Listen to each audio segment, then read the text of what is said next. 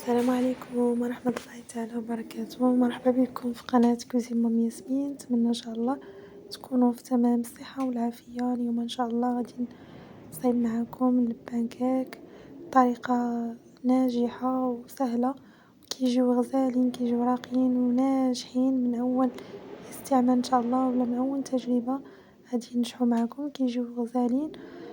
طريقة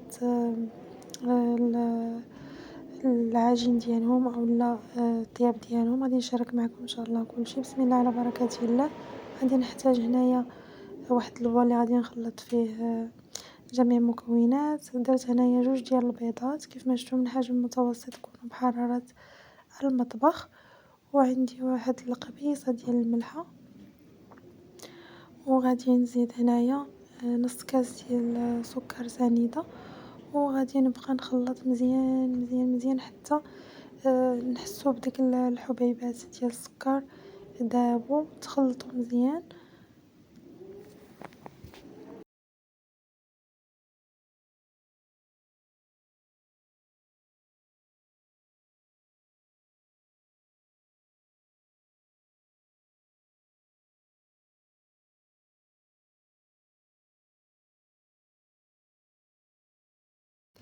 من بعد ما تخلطوا كيف ما شفتوا مزيان خلطناهم، غادي نضيف عليهم نص كاس ديال الزيت.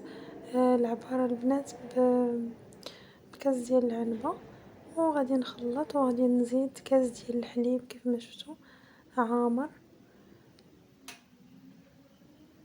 وغادي نخلط مزيان صافي. من بعد غادي نزيد هنايا كاس ديال الدقيق ديال الفورص، غادي نزيد كاس ونص البنات، كاس ونص. وديك الساعات الا خصكم الطحين تقدروا تزيدوا واحد المعالقه، ولا غيجيكم القياس هو هذاك يعني على حسب النوعيه ديال الدقيق. وغادي نضيف هنايا واحد الساشي ديال الخميره ديال الحلويات صافي، ونخلط مزيان حتى يتخلط مزيان هكا وما يبقاوش دوك الحبيبات عندي ديال الدقيق. هنايا البنات انا كنت غربلت الدقيق من قبل، يعني الا كنتو عندكم الدقيق ما مغربلش حاولوا تغربلوه باش هكا ما يكونوش فيه دوك الكريات ديال الدقيق ويبقاو ليكم في الخليط صافي. هنا كيف ما شفتوا من بعد ما خلطت مزيان كنحصلوا على الخليط بحال هكا، كيكونش ثقيل بزاف وما كيكونش خفيف.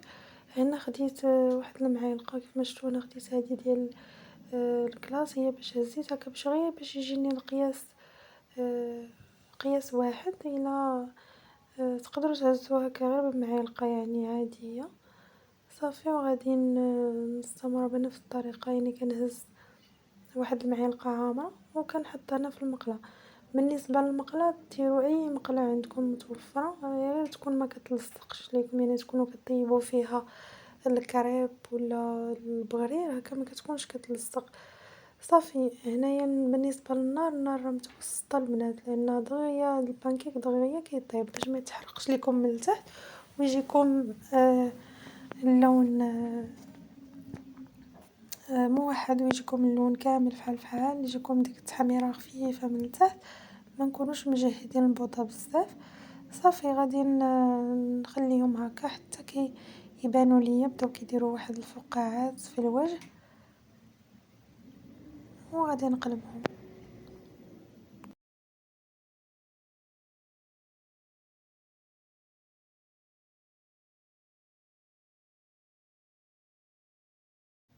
هنا قربت لكم كيف ما شفتوا هنايا ما بداو كيديروا ديك الفقاعات في الوجه، كيبداو كيتقبوا بحال الشكل ديال البغرير. المهم غير كيبداو هكا كيخرجوا ديك الفقاعات صافي، كنقلبوهم.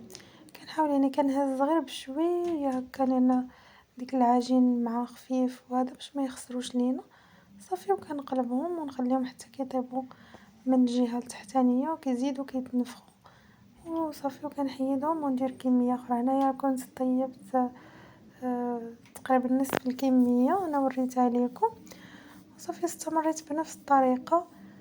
هنا كندير غير 3 باش هكا كيبقى لي يعني لاسباس فين انني نقلبهم وفين هو فين يتبعوا على خاطرهم باش ما يتلصقوش ليكم مع بعضياتهم ويخسروا حتى المنظر ديالهم والشكل ديالهم.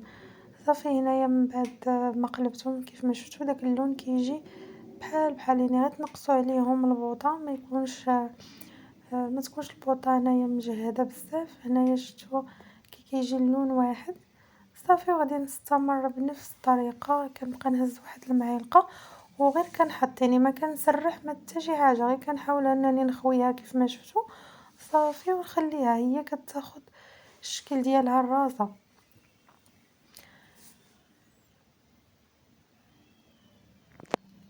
صافي هنايا من بعد ما كملت الكميه اللي عندي كامله كيف ما شفتوا ها هي. هذا هو الشكل ديالو. شوفوا كيفاش جا غزال وجا اللون واحد، داك اللون محمر كيجي غزال صراحه اللون ديالو. صافي هنايا كيف ما شفتوا من بعد ما كملت الكميه كامله صافي غادي نخليه حتى يبرد وغادي نقدمه يعني معكم بالطريقه اللي شفتوا في الصور، وتقدروا تقدموه باي طريقه بغيتو. شوفوا كيفاش جا الشكل ديالو كيف من الوجه كيف من الجهه الثانيه اللي قلبتها. صافي هنايا يمكن لكم تزينوا يا اما بالشوكولا يا اما بالعسل بالكونفيتور بالكريم كراميل، يعني باللي متوفر عندكم تقدروا تزينوا به ولا تقدموا غير هكاك لوليداتكم. بالنسبه للوليدات راه من طبيعه الحال كيبغيو الشوكولا بزاف، صافي زينتو هكا على حسب وليداتي حيت كيبغيو بالشوكولا. كان هذا هو الشكل ديالو. نتمنى ان شاء الله ينال اعجابكم. شكرا لكم جزيلا على المتابعه اللي كيشوف الفيديو ديالي. شكرا لكم على التعليقات الجميله والمحفزه. شكرا جزيلا على لايكات ديالكم والبارطاج. وما تنساوش اللي كيشوف قناتي يشترك فيها، اللي كيشوفها لاول مره يشترك فيها ويفعل زر الجرس باش يوصلوا كل جديد. دمتم في رعاية الله وحفظه. إلى اللقاء فيديو قادم بحول الله.